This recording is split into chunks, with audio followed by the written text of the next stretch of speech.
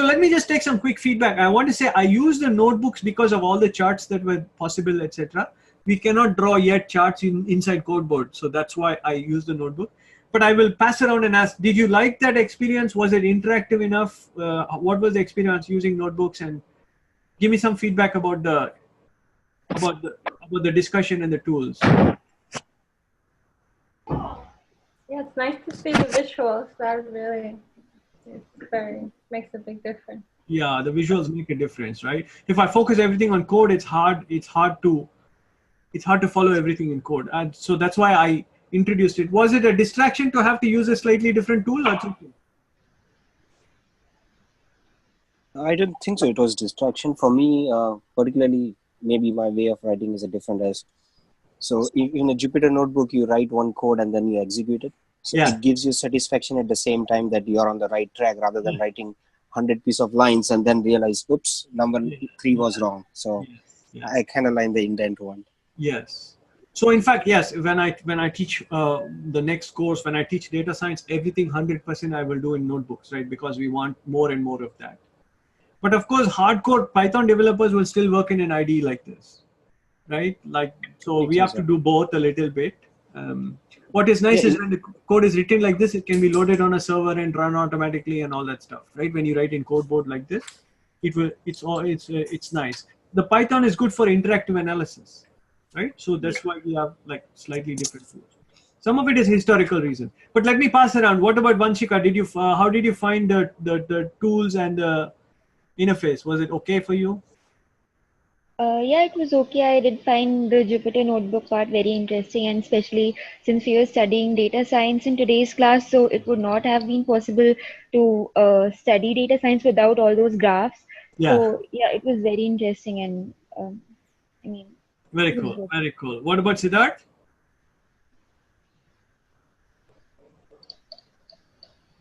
I don't know. So it is. Yeah. Sorry, Siddharth? My net is not working. So actually my net is interrupting this. Okay. Yeah. No, but were you able to, what do you think about the tools? Do you like the notebooks or etc.? Yeah, it's fine. I'm able to use that particular notebook and it's very interesting. Okay, excellent. Kiran, what about you? Yes. So the notebook is fine, Vijay. Can you hear me? Yeah. The notebook was good. So basically, I think those visuals and all would not have been possible here, as you said. Yes. So now, So one thing I wanted to know is that most of the functions that were there, or the codes that were written there, they were already written by you. So I think all of us found it easy to understand the sequence in which it was written. But I think once we have to do it on our own, then it might be a little problem. This is easier to follow, the one that you're showing on screen. So this is one thing, Kiran. You worked with me yesterday. What happens when you're working with me? Somehow everything seems to work out eventually, right? Yes, it was working. In both the cases, it works. So I'm saying that we start with some complicated problem. At the end of the day, we write the code. Does the code end up being very confusing and complicated? Not really. Actually, it opens up the mind, and then I could follow a little more than what I would think. I would do it on my own. Yes, and so this is the this is the double-edged sword, right? My job is to show you simple ways to do things. Yeah. But just because it looks simple, it takes some effort to make everything simple. Yes. Yes. You have to put some extra effort and understand it and absorb it. Of course, follow the simple patterns, right? And then come back and ask questions. Use it. Just because it's simple, don't say it's too easy or too hard. Right, Work with it, and it will pay huge rewards, right? What I just showed you in one page of code, it's actually very powerful, right? It can be used for a wide range of activities. Okay, so kind of, So we do just one last thing. So basically, whenever there are two parameters or two attributes which we think are impacting certain some derived attribute of a person or a derived attribute of an object, then it is better to go by this scatter plot or scatter graph, and then finding out the straight line. Yes. That is deriving the straight line out of it, right? Yes. If it is only 2 parameters, Yes.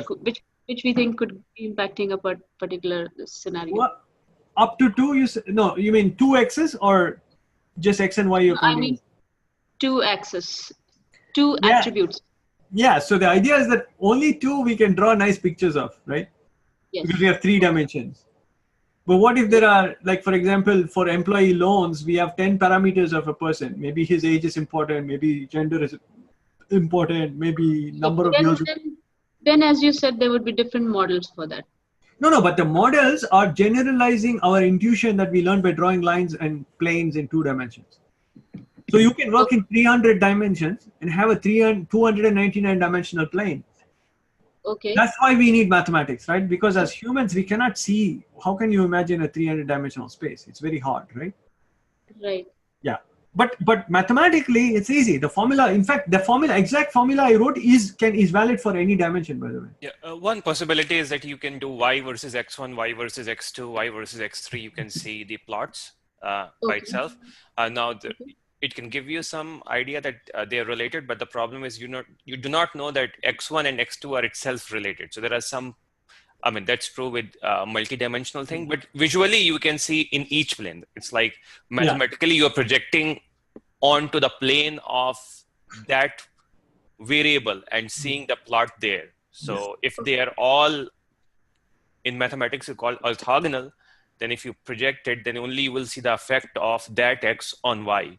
So for example, we were talking about salary. So it's like you can have the level of education, you have the number of years of experience, you can have you can also think about what kind of job, his domain. So if you think these are different effects, yeah. So each of them are orthogonal to each other at an angle of 90 degrees, right? So you can plot y versus x1, y versus x2, and y versus x3, and you can see there's any relationship between them. And if there is, you can put x1, x2, x3 and do the same model. Yes. Okay. Yes. So you can use projections, but you can see certain kinds of things. But maybe that whole discussion, Kiran, is saying, therefore we need to have better visualization tools, because clearly to plot 50, suppose I say I have 10 variables and I want to see the projection in 10 different directions. It's not one line of code to do this, right? You have to know how to create all this. So there's programmatic tools to enable visualization. And as I was trying to say, that the mathematical formula I wrote down is, if my notation is understood, it's actually true for arbitrary dimensions. I have made x to be a vector actually, and so the formula can actually work for arbitrary dimension, right? So mathematics will be very powerful, but maybe this is tempting all of you to say, hey, I want to learn this math. Yeah. Right? Instead of saying it's too hard, it's actually not that hard. If we approach it correctly, we can learn the mathematics too. But it's saying that the mathematics is for those who want to be involved in understanding exactly how these models are working, especially when the models are not doing the right thing, then you have to go deeper and deeper into those mathematical aspects. So for example, in my notes, I would say today I planned to do it, but I thought it's taking too much time.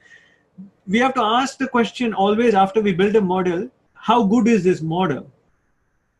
Right? So you have to calculate model accuracy in some ways. It's not very hard, but it's a discussion, right? And so there's many directions in which we can go from here, but all that becomes, at least, I think there's at least 3 follow-on courses here, right? One on just the programming tools for all this stuff, data management in Python. There's a mathematical kind of course for those who want to understand the mathematics. And then there's an applied data science, right? Where practical data science, where we actually take 10 problems and solve them with different models and different tools, right? And also understand each model as we go. So there's a little bit of work here, but it's good. I guess it's interesting and it's fun. At least for me, it's fun.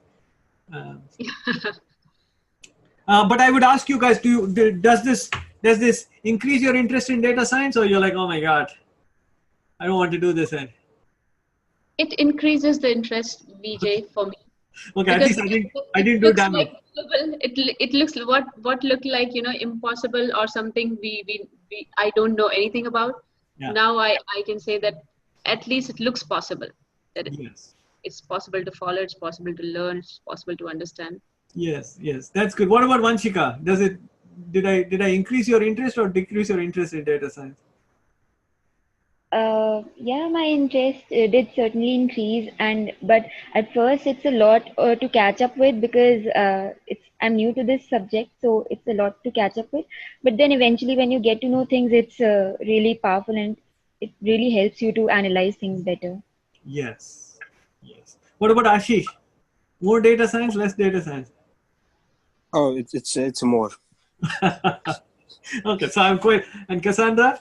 Yeah, I'm interested, but also, yeah, it feels like a lot to process. Yeah, that's so I want to create exactly what I wanted to create, right? Hopefully I didn't do any damage and turn off anyone, but also be real, right? I mean, there's a hype machine that thinks there's just push up a button or write a couple of lines of code, everything's going to work out. The answer is no. There's a discipline and a methodology, and you have to put some effort. But it's also interesting, right? We get a lot of predictive powers. There are a lot of, if you collect the data, there's lots of things you can ask. Like, for example, for those who like sports, you can ask the question, can I predict if a team is going to win a match? If you like a team sport, if you like an individual sport, also you can do this. You can ask, what are the odds that Federer is going to win the US Open or something, right? All these can be done with models. And by the way, all this is used, if somebody is having sports betting, they use something. They can't just fix up some number by just dreaming about it. They have to calculate something. So there are many directions, right? Also in scientific directions and economic directions. Yeah. Sorry. Oh, yeah. At the same time, that direction you mentioned of seeing whether the model is good or not, like that makes it even more interesting. Yes. So that's very, very important, right? Understanding what actually happened, and then how do we know if this model is good, right? In particular, we train this model using a certain input data. If I change the input data, will it completely change the relationship? That would be really bad, right? Say, for example, I took this particular employee data and I said, okay, this is the offer I'm going to make. Then somebody comes and says, oh, I forgot to give you, I had another 100 pieces of data in some other system. Please add it. And suddenly the offer changes. Then this would be really bad because we're going and making offers to people which involves money and it's not stable, right? So we have to analyze a little bit more. And like I said, that all takes a little bit of time and machinery. So I'm going to pause here for today and take more questions, of course. But I want to say that if you are interested, I plan to do this, but maybe I can start the next class by just drawing for you a general map of all of the ingredients that go into from accessing the data all the way to finishing and making predictions and using it. What does the whole pipeline look like and what kind of tools are we using? Is that interesting for you, or is that kind of, maybe you can read an article, it's okay?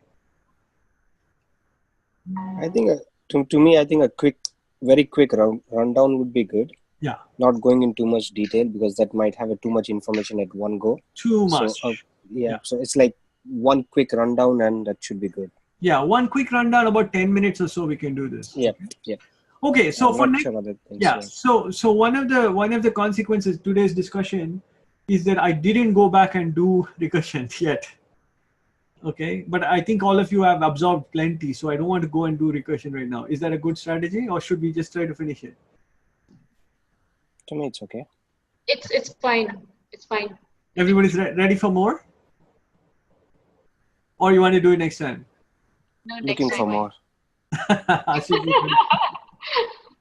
Sorry if I cut anyone. Sorry. No. I think some people are tired. I can see it in their faces. Cassandra, for example, is like, my head is hurting. I could take Yeah.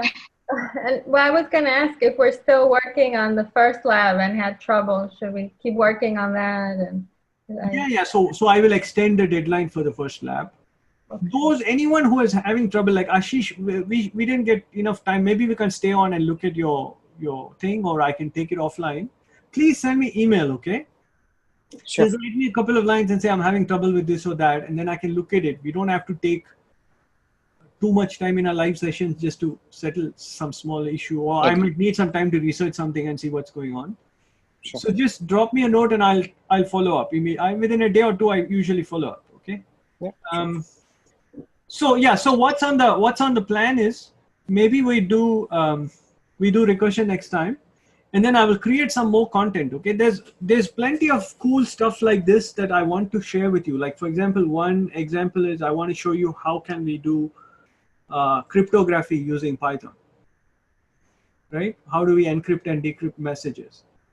But I can ask, is that an interesting topic? Does somebody want to know how this works? Yes, I'll raise my hand for that. Anyone This else? is an interesting topic, Vijay. Huh? It is interesting. It's an interesting topic. By the way, Vanshika, I think you study biology, don't you? Yeah, not exactly biology, but I'm doing biotechnology. Okay, so even better. Okay, so here's an interesting one. I said encryption. So Yeah. the human body actually does a cool form of encryption. It takes all the properties of the human being and encrypts it, and stores Yeah, it in what? It in stores the it in genetic what? material. Yeah. Yeah, it stores it in a DNA representation. Yeah. Right? So it's very cool, right? So actually there's a biology exercise. I don't know if I'm going to make you do it. It's a very interesting exercise. The DNA material is translated into proteins, and we can start asking the question, which DNA sequence is responsible for which protein?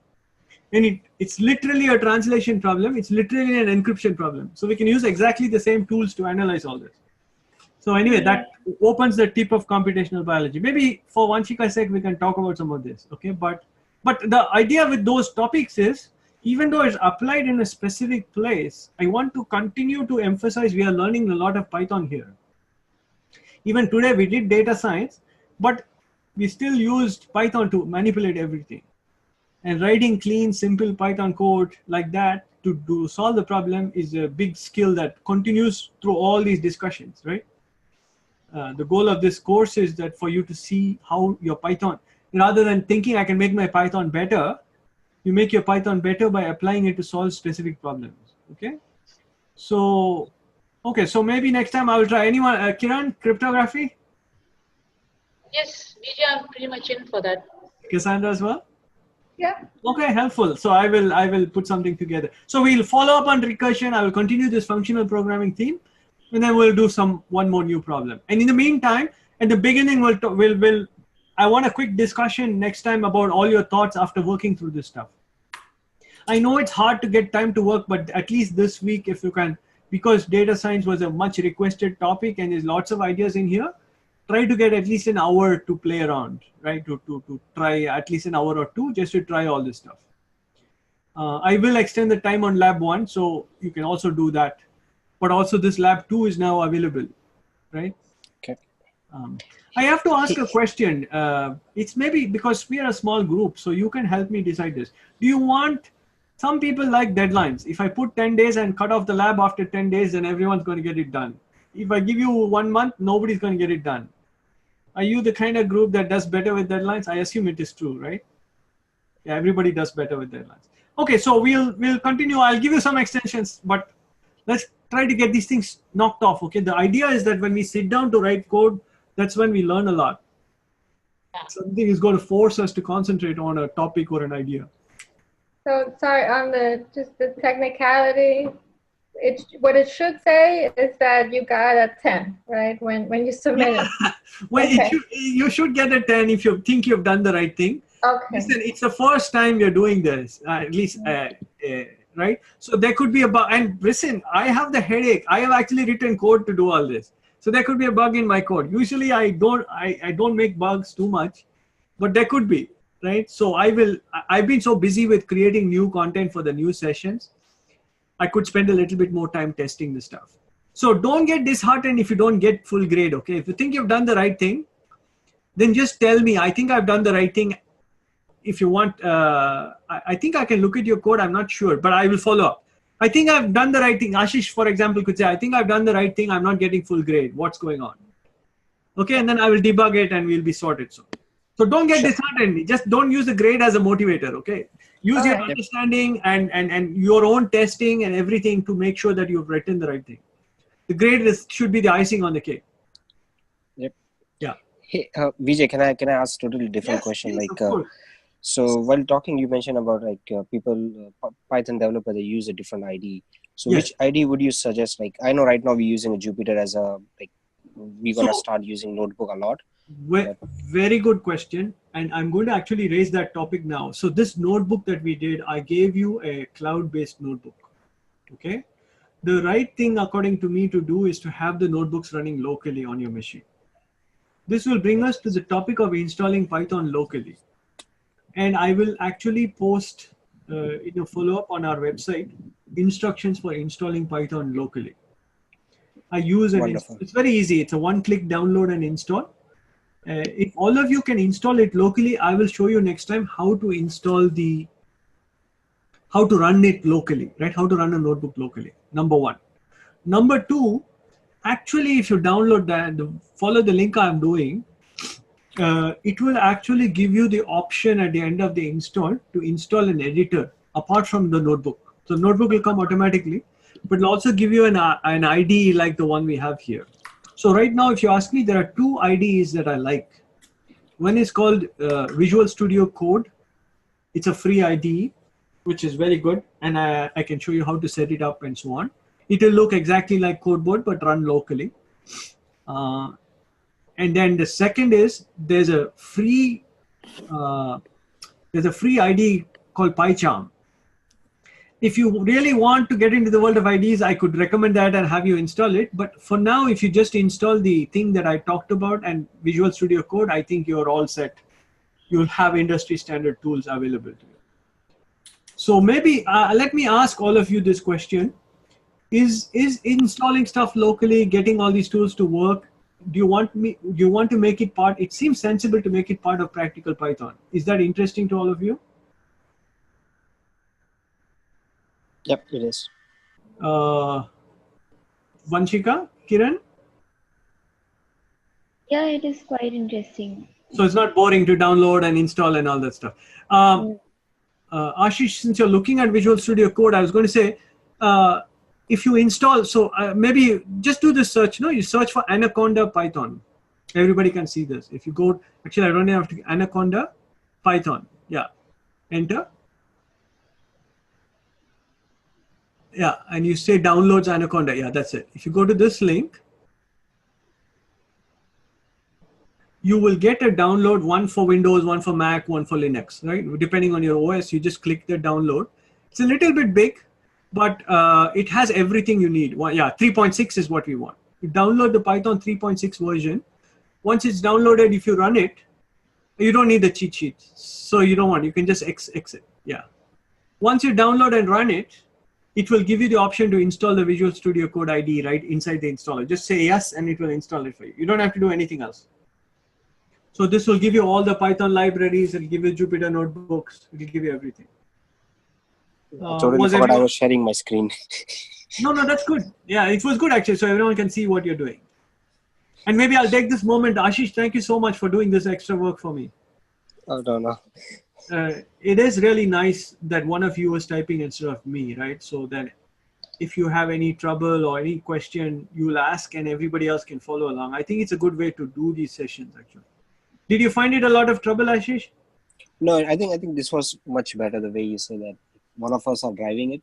Yeah. At the same time, you can learn as well and see what's going on. Yeah, see what's going on. Because if I type, I might cheat. I might do something quickly and you won't catch it, right? Agree. So, yeah. So I'll ask for volunteers. Maybe I'll pick on you a little bit because you're doing it so well. But all of you can volunteer to do this. Okay, be the driver. It helps you, right? It helps you to focus and you have to perform, right? If you fall asleep, then everyone is waiting for you. So, although I don't see anybody falling asleep today.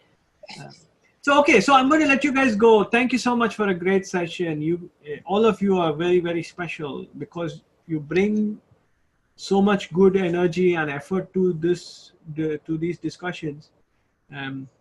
It's really great. So please keep up the good works. Try to do a little bit on your own offline. And if you need any help from me, just don't hesitate. Don't think it's too simple or too complicated or whatever, right? It's okay. I don't see it as a bother. In fact, I'm only puzzled when people don't reach out and ask for help if they need it. Okay. So please ask. I'm doing everything to encourage that. But otherwise, I will let all of you go, and we will talk again soon. And anything you need, send me emails. Sure. Okay. Good. Thank you. Thank you so much. Thank you all.